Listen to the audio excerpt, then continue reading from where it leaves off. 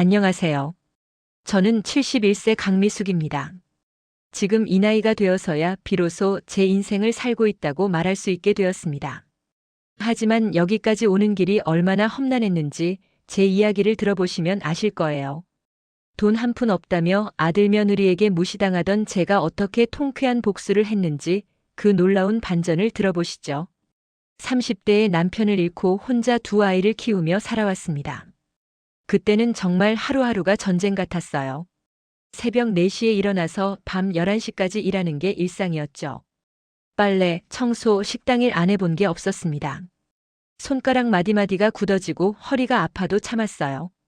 오로지 아들 준호와 딸 은정이를 위해서였죠. 새벽같이 일어나면 제일 먼저 한 일은 아이들 도시락을 싸는 거였어요. 반찬이 변변치 않아도 정성만큼은 가득 담았죠. 그리고 시장에 나가서 남의 집 빨래를 받아왔어요. 한 집에 3,000원, 많아야 5,000원 받는 일이었지만 그마저도 감사했어요. 빨래를 하다 보면 손이 터지고 피가 났지만 그것도 참았어요. 점심때가 되면 식당으로 달려갔어요. 설거지부터 청소, 서빙까지 안 하는 일이 없었죠. 식당 주인 아주머니는 가끔 제가 못 먹고 일하는 걸 아셔서 밥을 챙겨주셨어요. 그 따뜻한 밥 한 끼가 얼마나 고마웠는지 몰라요. 그렇게 밤늦게까지 일하고 집에 돌아오면 아이들은 벌써 잠들어 있었어요. 준호는 공부를 정말 잘했어요. 학교에서 상도 많이 받아오고 선생님들도 칭찬을 많이 해주셨죠. 담임 선생님이 직접 집에 찾아오셔서 준호 어머니, 이 아이는 꼭 대학을 보내셔야 해요. 공부 잘하는 게 아깝습니다라고 말씀하셨을 때 저는 눈물이 날 것 같았어요.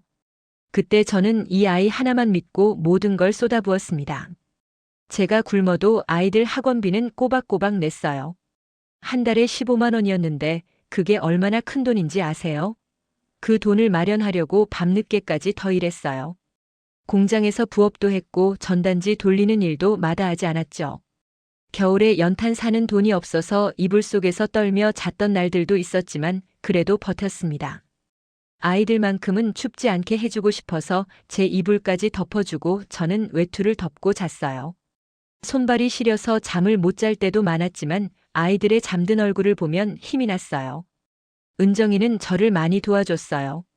집안일도 거들고 오빠 공부하는 걸 방해하지 않으려고 조용히 지냈죠. 그런 딸이 기특하면서도 미안했어요. 어린 나이에 너무 많은 걸 참게 했으니까요. 그렇게 30년을 살았어요. 오로지 자식들을 위해서만. 제 꿈이나 희망 같은 건 생각할 겨를도 없었죠. 친구들이 가끔 미숙아, 너도 내 인생 좀 살아. 머리도 하고 옷도 사입고라고 말했지만 저는 그럴 여유가 없었어요. 거울 앞에 서는 것조차 사치라고 생각했죠. 그저 아이들이 잘 크기만 바랐습니다. 명절 때도 새 옷 한 벌 사입지 못했어요. 남들은 온 가족이 한복을 맞춰 입는데 저는 10년 넘은 옷을 기워 입었죠. 그래도 아이들만큼은 새 옷을 사주고 싶어서 시장에서 제일 싼 옷이라도 사줬어요. 아이들이 좋아하는 모습을 보면 그것만으로도 행복했어요. 준호가 대학을 졸업하고 좋은 회사에 취직했을 때 저는 정말 기뻤어요. 그동안의 고생이 모두 보람으로 느껴졌죠. 준호가 첫 월급을 타서 저한테 30만 원을 건넸을 때 저는 그 돈을 받으면서 펑펑 울었어요. 엄마, 그동안 고생 많았어요. 이제는 제가 엄마 모실게요라는 준호의 말이 얼마나 고마웠는지 몰라요. 그리고 몇 년 후 준호가 결혼하겠다고 했을 때 저는 온 마음을 다해 지원했습니다. 준호가 행복하게 사는 모습을 보는 게 제 마지막 소원이었으니까요. 드디어 제 역할을 다한 것 같아서 가슴이 벅찼어요. 결혼 준비를 하면서 가장 큰 문제는 집이었어요. 요즘 젊은 사람들이 결혼하려면 집이 있어야 한다고 하더라고요. 준호도 걱정이 많았어요. 엄마, 집 문제가 해결이 안 돼서 결혼이 늦어질 것 같아요 라고 말하는 아들의 표정이 너무 안쓰러웠죠. 그때 저는 주저하지 않고 결정했어요. 제가 평생 살던 집을 팔기로 했습니다. 그 집은 남편과 함께 벽돌 하나하나 쌓아 올린 소중한 공간이었어요. 남편이 주말마다 벽돌을 나르고 시멘트를 섞던 모습이 눈에 선했죠. 여보, 우리 집 생기면 애들 마음껏 뛰어놀게 해줘야지라던 남편의 말이 귓가에 들리는 것 같았어요. 아이들이 뛰어놀던 마당, 남편이 심어놓은 감나무, 여름이면 시원한 그늘을 만들어주던 대추나무. 모든 게 추억이었죠. 마당 한쪽에는 준호가 어릴 적 심었다는 장미도 아직 피어 있었어요. 그 집을 떠난다는 게 쉬운 결정은 아니었어요. 하지만 아들의 행복을 위해서라면 못할 게 없었습니다. 엄마는 괜찮아. 엄마는 어디서든 살 수 있어. 너만 행복하면 되라고 말했죠. 집을 팔아서 나온 돈과 제가 평생 모아둔 적금, 그리고 보험까지 해지해서 전세금 1억 5천만 원을 만들었어요. 그 돈을 모두 준호에게 주었습니다. 통장을 건네는 제 손이 떨렸어요. 이게 제가 평생 모은 전 재산이었으니까요. 하지만 후회는 없었어요. 그때는 자식이 잘 되면 다 보람이다라고 정말 믿었거든요. 준호야, 이 돈으로 행복하게 살아. 그게 엄마 소원이야 라고 말했어요. 준호는 그 돈을 받으면서 엄마 정말 고마워요. 평생 은혜 잊지 않을게요 라고 했어요. 그 말을 듣는 순간 저는 정말 이 세상에서 제일 행복한 엄마라고 생각했어요. 평생의 희생이 모두 보상받는 느낌이었죠.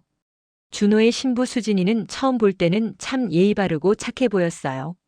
인사도 정중하게 하고 말도 조곤조곤 예쁘게 하더라고요. 처음 만났을 때 수진이는 제 손을 꼭 잡으면서 어머니, 앞으로 잘 모실게요. 제 친엄마처럼 생각하겠습니다라고 말했어요. 그 말을 듣고 저는 정말 감동했죠. 수진이는 명문대를 나온 똑똑한 아이였어요. 게다가 외모도 단정하고 말씨도 곱더라고요. 준호와 함께 있는 모습을 보면 정말 잘 어울리는 한 쌍이었어요. 저는 이런 며느리라면 우리 준호가 행복할 거라고 진심으로 믿었죠. 결혼 준비 기간 동안 수진이는 항상 저한테 친절했어요. 어머니, 이거 드시고 싶으시죠? 라며 과일도 사다 주고 어머니 의견이 제일 중요해요라며 혼수 준비할 때도 제 의견을 물어봤어요. 그때는 정말 착한 며느리를 만났다고 생각했어요. 결혼식 날 저는 정말 행복했어요. 그동안의 고생이 모두 잊어질 만큼 기뻤습니다. 준호가 턱시도를 입고 웨딩 마치에 맞춰 입장하는 모습을 보면서 눈물이 났어요. 제 인생에서 가장 행복한 순간이었죠. 하객들이 신랑 어머니가 고생 많으셨네요 라고 말할 때마다 가슴이 뿌듯했어요. 피로연이 끝나고 준호가 제게 와서 엄마 정말 고맙습니다. 평생 은혜 갚으며 살게요 라고 인사했을 때 저는 이 세상에서 제일 행복한 엄마라고 느꼈어요. 수진이도 옆에서 어머니 사랑합니다라고 말했죠. 결혼 후 저는 작은 월세방으로 이사했어요. 집을 팔아서 아들에게 준 터라 제가 살 곳이 없었거든요. 월세 30만 원짜리 반지하 방이었어요. 햇빛도 잘 안 들고 습기가 차서 곰팡이도 피었지만 그래도 괜찮았어요. 하지만 전혀 후회하지 않았어요. 아들이 행복하면 그걸로 충분했으니까요. 처음 몇 주는 괜찮았어요. 준호가 일주일에 한 번씩 전화해서 엄마 잘 지내세요? 불편한 거 없으세요? 라고 물었죠. 그럴 때마다 저는 걱정하지 마. 엄마는 괜찮아 라고 대답했어요. 아들이 신경 쓸까봐 불편한 건 말하지 않았죠. 그런데 시간이 지나면서 뭔가 이상했어요. 준호가 점점 연락을 뜸하게 하기 시작했습니다. 처음에는 신혼이라 바쁘겠거니 했죠. 신혼부부는 둘만의 시간이 필요하지라고 스스로를 위로했어요. 하지만 몇 달이 지나도 마찬가지였어요. 예전에는 일주일에 한 번씩은 안부 전화를 하던 아이가 이제는 한 달에 한 번도 연락하지 않았어요. 제가 먼저 전화를 걸어야 겨우 목소리를 들을 수 있었죠.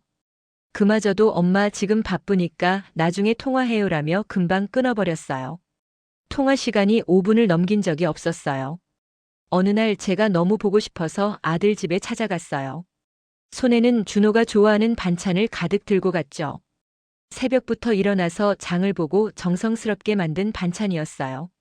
초인종을 누르니 수진이가 나왔는데 표정이 별로 좋지 않았어요. 어머니, 오늘 오신다고 말씀 안 하셨는데요? 수진이의 목소리에는 불만이 묻어 있었어요. 저는 당황해서 그냥 반찬 좀 갖다 주려고 라고 말했지만 수진이는 시큰둥한 표정이었죠. 그때부터 뭔가 달라진 느낌이 들었어요. 명절이 되어도 마찬가지였어요. 예전에는 명절 하루 전부터 와서 함께 준비하고 차례도 정성스럽게 지냈는데 이제는 의무적으로 잠깐 들렀다가 금세 가버렸어요. 차례상도 대충 차리고 절도 형식적으로만 했죠. 식사도 후다닥 하고는 저희 수진이 친정도 가봐야 해서요라며 서둘러 나갔어요. 며느리 수진이는 처음에는 그럭저럭 따라왔지만 점점 귀찮다는 표정을 숨기지 않았어요. 제가 말을 걸면 네, 네 하면서 핸드폰만 보고 음식을 권하면 전 괜찮아요 라며 거절했죠. 예전에 그 다정하던 모습은 온데간데 없었어요. 정말 충격적인 일이 벌어진 건 어느 날 준호 집에 깜짝 방문했을 때였어요. 그날은 준호 생일이었어요. 아들 생일인데 축하해주고 싶어서 미역국을 끓여서 들고 갔죠. 30년 넘게 준호 생일마다 끓여주던 그 미역국이었어요. 수진이가 저를 보고 이렇게 말했어요. 어머니, 미리 연락하고 오셔야죠. 우리도 바쁜데 갑자기 오시면 곤란해요. 저는 그 말을 듣고 얼마나 당황했는지 모르겠어요. 손에 들고 있던 미역국 냄비가 무거워지는 느낌이었죠. 제가 아들 집에 가는데 미리 허락을 받아야 한다는 건가요? 오늘 준호 생일이라서. 라고 말하려는데 목이 메어서 말이 안 나왔어요. 아, 그래도 미리 연락은 하셔야죠. 저희도 계획이 있는데 갑자기 오시면. 수진이의 말은 계속됐어요. 그 순간 제가 방해가 되는 존재라는 걸 확실히 느꼈죠. 그날부터 며느리 수진이의 태도는 확연히 달라졌어요. 아니, 이제야 본색을 드러낸 거겠죠. 처음에는 예의 바른 줄 알았는데 그건 결혼 전까지만이었나 봐요. 전화 통화할 때도 존댓말은 하지만 차가운 말투였어요. 어느 날 제가 용기를 내서 준호 집에 다시 갔어요. 이번에는 미리 전화를 하고 갔죠. 수진이가 이런 말을 했어요. 어머니, 요즘은 시대가 많이 바뀌었어요. 예전처럼 무조건 시댁을 모시는 게 아니라 서로 도움이 되어야 하는 거예요. 처음에는 무슨 말인지 잘 이해가 안 됐어요. 그래서 무슨 말이니? 라고 물었더니 수진이는 더 직설적으로 말했습니다. 요즘엔 시댁에서 뭘 해줄 수 있어야 대접받는 거예요. 그냥 무작정 모시는 시대는 지났어요. 그 말을 들은 순간 정말 숨이 턱 막혔어요. 가슴에 못이 박히는 것 같았죠. 제가 아들에게 집까지 팔아서 전세금을 준 건 벌써 잊혀진 일이 되어버렸나 봐요. 1억 5천만 원이라는 큰 돈, 제 평생의 전 재산을 준 게 이제는 아무 의미도 없나 봐요. 아니, 그런 것보다 제가 돈이 없다는 이유로 무시당하고 있다는 게 더 충격적이었어요. 수진이의 눈빛은 차갑게 식어 있었어요. 어머니는 그냥 조용히 계시는 게 도와주시는 거예요. 괜히 이것저것 참견하지 마시고요라는 말까지 덧붙였죠. 더 가슴 아픈 건 준호의 반응이었어요. 제가 슬며시 이런 얘기를 했더니 준호는 오히려 수진이 편을 들었어요. 엄마, 수진이 말도 이해해 주세요. 요즘 세상이 어떤 세상인데 엄마도 시대에 맞춰 사셔야죠. 준호야, 그런데 엄마가 너한테 라고 말하려는데 준호가 말을 끊었어요. 엄마, 과거 얘기는 그만하세요. 지금은 지금이고 우리도 우리 살기 바쁘거든요. 그 말을 듣는 순간 가슴이 무너졌어요. 제가 평생 키워온 아들이 맞나 싶었죠. 그 후 준호에게 전화를 했을 때 더 충격적인 말을 들었어요. 너무 속상해서 밤새 고민하다가 다음날 아침 전화를 걸었어요. 준호야, 엄마가 그렇게 부담스러우니? 엄마, 왜 이렇게 예민하게 구세요? 수진이가 뭘 잘못했다고 그러세요? 아니, 그게 아니라. 엄마, 솔직히 말하면 엄마가 우리한테 해주실 수 있는 게 뭐가 있어요? 돈도 없고 집도 없고. 오히려 우리가 엄마 챙겨야 할 일만 늘어나는 거 아니에요? 그 말을 듣는 순간 정말 세상이 무너지는 것 같았어요. 전화기를 든 손이 덜덜 떨렸어요. 제가 평생 아들을 위해 희생한 건 아무것도 아닌 게 되어버렸어요. 그저 돈 없는 시어머니, 쓸모없는 존재가 된 거죠. 전화를 끊고 나서 저는 하루 종일 울었어요. 밥도 못 먹고 그냥 이불을 뒤집어 쓰고 누워 있었어요. 내가 뭘 잘못한 거지? 평생 아들만 바라보고 살았는데. 라는 생각만 계속 맴돌았어요. 그렇게 절망적인 날들이 계속되던 어느 날 제가 오래된 장롱을 정리하고 있었어요. 이사 갈 때 가져온 낡은 장롱이었는데 안쪽 서랍이 잘 안 열려서 그동안 건드리지 않았거든요. 사실 그 장롱은 남편이 직접 만들어준 거였어요. 목수일도 조금 할 줄 알았던 남편이 결혼 초에 만들어준 장롱이었죠. 그날따라 왜 그랬는지 모르겠어요. 문득 그 서랍이 신경 쓰였어요. 오래전부터 뭔가 걸려서 잘 안 열렸는데 그날은 꼭 열어봐야 할 것 같았어요. 드라이버를 가져와서 억지로 열어봤죠. 서랍을 억지로 열어보니 뭔가 봉투가 하나 있었어요. 누렇게 바랜 봉투였는데 남편의 글씨로 미숙에게라고 적혀 있었어요. 남편이 생전에 숨겨둔 것 같았죠. 처음에는 별것 아니겠거니 했는데 열어보니 제가 상상도 못한 게 들어있었어요. 남편이 손으로 직접 쓴 편지 한 장과 함께 통장 몇 개, 주식 명세서, 신탁 증서가 들어있었어요. 손이 떨려서 서류들을 제대로 잡을 수가 없었어요. 통장들을 하나씩 펼쳐보니 모두 제 명의로 되어 있었고 그 금액이 정말 놀라웠어요. 첫 번째 통장에는 3억 원, 두 번째 통장에는 2억 5천만 원, 세 번째 통장에는 4억 원. 통장만 해도 5개였어요. 그리고 주식 명세서를 보니 거기에도 2억 원어치가 넘는 주식이 있었어요. 모두 합치면 무려 12억 원이었어요. 처음에는 믿을 수 없었어요. 눈을 비비고 다시 봤지만 숫자는 그대로였어요. 남편이 고물상을 하면서 그런 큰 돈을 모을 수 있었다는 게 말이 안 되는 것 같았거든요. 이게 정말일까? 내가 잘못 본 건 아닐까? 계속 중얼거렸어요. 하지만 서류들을 자세히 보니 모두 진짜였어요. 통장은 실제 은행 통장이었고 주식 명세서도 증권회사에서 발행한 정식 서류였어요. 남편이 평생에 걸쳐 조금씩 모은 돈을 제 명의로 정리해 둔 거였어요. 남편은 고물상을 하면서도 부동산에도 조금씩 투자했나 봐요. 서류를 보니 작은 상가 건물도 몇 개 사두었다가 비싸게 팔았더라고요. 그리고 그 돈을 다시 주식이나 예금으로 불려놨던 거예요. 제가 전혀 몰랐던 일이었어요. 남편은 생전에 저한테 돈 얘기를 거의 안 했어요. 여보, 내가 벌어올 테니까 당신은 애들만 잘 키워라고만 했죠. 제가 힘들어하면 걱정하지 마. 나만 믿어라고 했던 남편의 목소리가 생생하게 들리는 것 같았어요. 그리고 남편이 남긴 편지를 읽는 순간 눈물이 왈칵 쏟아졌어요. 편지지도 누렇게 발해 있었고 남편의 서툰 글씨로 빼곡하게 적혀 있었어요. 미수가 이 편지를 읽고 있다는 건 내가 먼저 떠났다는 뜻이겠지. 미안해. 그동안 고생만 시켜서. 당신이 새벽부터 밤늦게까지 일하는 걸 보면서도 내가 해줄 수 있는 게 별로 없어서 항상 미안했어. 나는 돈 버는 것밖에 할 줄 아는 게 없어서 이렇게라도 너를 위해 뭔가 남겨두고 싶었어. 당신 몰래 조금씩 모았어. 당신이 알면 또 자식들한테 다 쓰려고 할까봐 숨겼어. 자식들한테 너무 기대지 마. 사람은 결국 혼자야. 자식들도 자기 인생이 있고 자기 가족이 먼저야. 그게 자연스러운 거야. 이 돈은 너를 위한 거야. 절대 자식들한테 주지 마. 평생 남을 위해 살았으니 이제는 너를 위해 살아. 맛있는 것도 먹고 여행도 다니고 하고 싶은 거 다 해. 그게 내 마지막 소원이야. 당신이 행복해야 내가 저 세상에서도 편히 쉴 수 있어. 사랑해 미수가, 당신의 남편이. 편지를 읽으면서 저는 정말 많이 울었어요. 편지지가 눈물로 흠뻑 젖을 정도로 울었죠. 남편이 저를 얼마나 걱정했는지, 얼마나 사랑했는지 느낄 수 있었거든요. 평생 말수 적고 무뚝뚝했던 남편이 이렇게 긴 편지를 써둔 게 너무 고마웠어요. 여보, 미안해. 당신이 이렇게까지 생각해 준 줄 몰랐어. 나는 당신한테 고생만 시켰다고 생각했는데. 남편의 사진을 꺼내 들고 한참을 울었어요.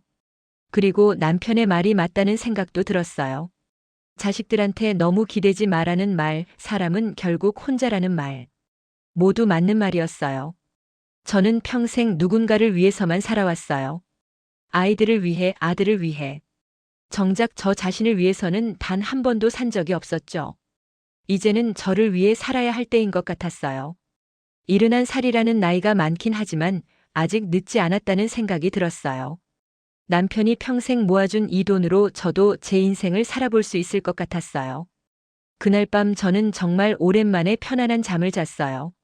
몇 달 동안 절망과 우울함에 시달렸는데 그날 밤만큼은 마음이 편했어요. 마음속 깊은 곳에서 뭔가 변화가 일어나고 있었거든요. 평생 누군가의 그늘에서 살아왔던 제가 이제는 주인공이 될 수 있다는 생각이 들었어요. 다음 날 아침 저는 거울을 보면서 스스로에게 다짐했어요. 강미숙, 이제 내 인생을 살아. 71살이지만 아직 늦지 않았어. 남은 인생은 온전히 내 것이야. 더 이상 누구 눈치 보지 말고 내가 하고 싶은 대로 살자. 거울 속에 제 모습이 달라 보였어요. 그동안 초라하고 불쌍해 보이기만 했는데 그날은 뭔가 당당해 보였어요. 등도 펴지고 눈빛도 살아있는 것 같았어요. 그리고 며칠 뒤에 정말 놀라운 일이 벌어졌어요. 준호와 수진이가 갑자기 집에 찾아온 거예요. 그동안 연락도 뜸했는데 갑자기 웬일인가 싶었죠. 초인종이 울렸을 때 누구지? 하고 문을 열었는데 두 사람이 서 있었어요. 수진이는 그날 평소와는 완전히 다른 모습이었어요. 웃는 얼굴로 다정하게 말했어요. 그동안 차갑고 무표정하던 얼굴이 갑자기 활짝 웃고 있었죠. 어머니, 요즘 어떻게 지내세요? 저희가 너무 바빠서 자주 못 와서 죄송해요. 손에는 과일 바구니까지 들고 있었어요. 그동안 빈손으로 왔던 사람들이 갑자기 선물까지 들고 온 거예요. 뭔가 이상했어요. 아, 그래. 들어와. 저는 담담하게 말했어요. 예전 같았으면 어머, 우리 준호 왔네. 빨리 들어와 하면서 반가워했을 텐데 그날은 그럴 기분이 아니었어요. 거실에 앉은 수진이는 계속 웃으면서 이것저것 물어봤어요. 어머니, 요즘 불편하신 데는 없으세요? 건강은 괜찮으시고요? 응, 괜찮아. 저는 짧게 대답했어요. 그러자 수진이가 본론을 꺼냈어요. 어머니, 요즘은 어르신들도 재테크를 잘하셔야 해요. 은행에 돈만 넣어두면 이자도 얼마 안 나오고 인플레이션 때문에 오히려 손해거든요. 제가 좀 도와드릴까요? 갑자기 왜 이런 말을 하는지 이해했어요. 그동안 저를 돈 없는 시어머니라고 무시하던 사람이 갑자기 재테크 얘기를 하니까요. 어디서 소문을 들었는지 모르겠지만 제게 돈이 있다는 걸 알고 온 게 분명했어요. 혹시 아버님이 남겨놓으신 돈이라도 있으신가요? 수진이가 슬쩍 물었어요. 아, 그래서 왔구나. 저는 속으로 웃었어요. 그동안 쓸모없다고 돈도 없다고 무시하던 사람들이 갑자기 친절해진 이유를 알겠더라고요. 그 순간 저는 정말 확실히 알았어요. 이 사람들의 관심은 저에게 있는 게 아니라 제 돈에 있다는 걸. 평생 저를 무시하고 푸대접하던 사람들이 갑자기 친절해진 이유를 말이에요. 돈이 있다는 소문을 듣고 달려온 거였죠. 수진이는 계속해서 말을 이어갔어요. 어머니, 혼자 사시니까 돈 관리도 힘드시죠? 저희가 도와드릴게요. 요즘 금융 사기도 많고 위험하잖아요. 준호도 거들었어요. 엄마, 저희가 안전하게 관리해 드릴게요. 보이스 피싱이나 사기 당하시면 큰일 아니에요? 듣고 있으니까 정말 어이가 없었어요. 그동안 저를 짐짝 취급하던 사람들이 갑자기 효자효부가 된 척하고 있었거든요. 제 마음을 걱정하는 게 아니라 제 돈을 걱정하고 있었던 거죠. 저는 그때 정말 단호하게 말했어요. 더 이상 참을 수 없었어요. 그 돈은 내 몫이야. 이제는 나 강미숙을 위해 쓸 거야. 수진이의 얼굴이 굳어졌어요. 예상치 못한 대답이었나 봐요. 그래도 억지 웃음을 지으며 당황해서 말했어요. 어머니, 그런 말씀 마시고 가족끼리 서로 도우면서 살아야죠. 저희도 어머니 걱정돼서 그러는 거예요. 가족? 저는 비웃으면서 말했어요. 그동안 참았던 감정이 한꺼번에 터져 나왔어요. 너희가 나를 가족으로 생각한 적이 언제 있었니? 돈 없다고 무시하고 쓸모없다고 푸대접하더니 이제 와서 가족 타령이야? 어머니, 그게 무슨... 수진이가 변명하려 했지만 저는 말을 끊었어요. 내가 집 팔아서 1억 5천만 원 줬을 때는 기억도 안 나니? 그때는 고맙다는 말 한마디 하더니 그 이후로는 나한테 뭘 해줄 수 있냐고 능력 없으면 기대하지 말라고 했잖아. 준호도 당황해서 말했어요. 엄마, 그런 게 아니라. 그런 게 아니라 뭐? 내 와이프가 나한테 뭐라고 했는지 기억 안 나니? 능력 없으면 기대하지 말라고 현실적으로 생각하라고 했잖아. 미리 연락하고 오라고 갑자기 오면 곤란하다고 했던 것도 기억 안 나? 준호가 아무 말도 못했어요. 옆에서 수진이가 발끈했어요. 어머니, 그때는 정말 바빴어요. 오해하신 거예요. 오해? 저는 웃음이 나왔어요. 내가 했던 말을 내가 직접 다 들었는데 무슨 오해야? 시댁에게 뭘 해줄 수 있어야 대접받는다고 그냥 나이 많다고 무작정 모시는 시대는 지났다고 한 말 기억 안 나? 수진이의 얼굴이 하얗게 질렸어요. 준호도 말문이 막힌 듯 아무 말도 못했죠. 그때 저는 정말 속 시원하게 말했어요. 좋아. 현실적으로 생각해보자. 이제 내가 돈이 있으니까 갑자기 태도가 바뀌었네. 그동안 나한테 한 말, 한 행동 다 기억해. 그런데 말이야, 남은 인생은 너희 엄마가 아니라 나로 살아볼 거야. 엄마, 그게 무슨 말이에요? 준호가 떨리는 목소리로 물었어요. 내 말 그대로야. 평생 너희를 위해 살았어. 내 꿈도 포기하고 내 행복도 포기하고. 근데 돌아온 건 뭐였어? 무시와 푸대접이었잖아. 이제는 나를 위해 살 거야. 내 남편이 평생 모아서 남겨준 이 돈으로 내 인생을 살 거야. 그날 저는 정말 시원했어요. 그동안 속에 쌓여있던 답답함이 모두 풀리는 기분이었죠. 가슴속에 맺혔던 응어리가 다 사라지는 느낌이었어요. 준호와 수진이는 말없이 집을 나갔어요. 나가면서 수진이가 뭐라고 중얼거리는 소리가 들렸지만 신경 쓰지 않았어요. 그 뒤로 저는 바로 행동에 옮겼어요. 더 이상 눈치 보지 않고 제가 원하는 삶을 살기로 했죠. 며칠 뒤에 경기도의 한 작은 도시로 이사를 갔어요. 공기도 맑고 조용한 곳이었어요. 산도 가까이 있고 공원도 잘 되어 있었죠. 아파트가 아닌 작은 주택을 샀어요. 마당이 있는 단층 집이었는데 햇빛도 잘 들고 정말 아늑했어요. 꽃을 심고 채소도 조금 키우기 시작했어요. 상추, 고추, 토마토. 직접 키워서 먹으니까 맛도 좋고 재미도 있었어요. 평생 월세방에서 살다가 제 집, 제 마당을 갖게 된 거예요. 새로운 동네에서 새로운 사람들을 만났어요. 동네 경로당에도 나가고 주민센터에서 하는 프로그램에도 참여했어요. 한글 교실에도 다니고 파크 골프도 배우기 시작했어요. 배움에는 나이가 없다는 말이 맞더라고요. 특히 파크 골프는 정말 재미있었어요. 처음에는 공도 제대로 못 맞췄는데 일주일에 3번씩 연습하니까 점점 늘더라고요. 함께 하는 사람들도 모두 좋았어요. 미숙 씨, 오늘 폼 좋은데요? 이런 이야기를 나누면서 깔깔 웃는 게 얼마나 즐거운지 몰라요. 평생 이렇게 마음 편하게 웃어본 적이 없었던 것 같아요. 한글 교실에서는 편지 쓰는 법도 배우고 책도 읽게 됐어요. 71살이 넘어서 처음으로 아몬드라는 소설을 읽었는데 정말 감동적이었어요. 뭔가 제 안에 잠들어 있던 것들이 깨어나는 느낌이었죠. 얼마 전에는 친구들과 제주도 여행도 다녀왔어요. 71살에 처음 해보는 여행이었지만 생각보다 힘들지도 않았어요. 성산 일출봉에 올라가서 일출을 봤어요. 해가 떠오르는 걸 보면서 눈물이 났어요. 내 인생에도 새로운 해가 떴구나 하는 생각이 들었거든요. 흑돼지도 먹고 해산물도 먹고 한라봉도 한 박스 사왔죠. 맛있는 것도 많이 먹고 사진도 많이 찍었어요. 그때 깨달았어요. 행복은 남이 주는 게 아니라 스스로 만드는 거라는 걸. 제가 먼저 행복해야 다른 사람도 행복하게 해줄 수 있는 거였어요. 지금 제 삶은 더 이상 누군가의 엄마, 시어머니가 아니라 강미숙 그 자체로 온전한 삶입니다. 71살에 찾은 진짜 자유지만 전혀 늦지 않았어요. 오히려 이제부터가 진짜 제 인생의 시작인 것 같아요.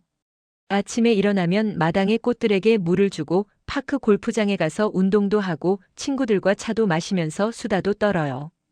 저녁에는 책을 읽거나 드라마를 보면서 여유로운 시간을 보내죠. 이렇게 평범한 일상이 이렇게 행복할 줄 몰랐어요. 가끔 준호 생각이 날 때도 있어요. 하지만 더 이상 그리워하거나 섭섭해하지 않아요. 자식은 자식 인생이 있고 부모는 부모 인생이 있다는 걸 이제 알거든요. 서로 의존하지 않고 독립적으로 살아가는 게 진짜 건강한 관계라는 걸 말이에요. 여러분도 혹시 누군가를 위해서만 살고 계신다면 가끔은 자신을 위한 시간을 가져보세요. 나이는 숫자일 뿐이에요. 언제든 새로운 시작을 할 수 있거든요. 저처럼 71살에도 새로운 인생을 시작할 수 있어요. 저의 이야기는 여기까지입니다. 오늘 제 이야기가 여러분에게 작은 용기라도 되었으면 좋겠어요. 평생 누군가를 위해 사느라 지쳐있는 분들, 자식한테 무시당하고 계신 분들 모두 용기 내세요. 여러분의 인생은 여러분 것입니다. 진심으로 마음에 와닿았다면 구독과 좋아요 꼭 눌러주세요. 그리고 댓글로 여러분의 생각도 나눠주세요. 여러분의 앞날에 항상 행복과 건강이 함께하기 바랍니다.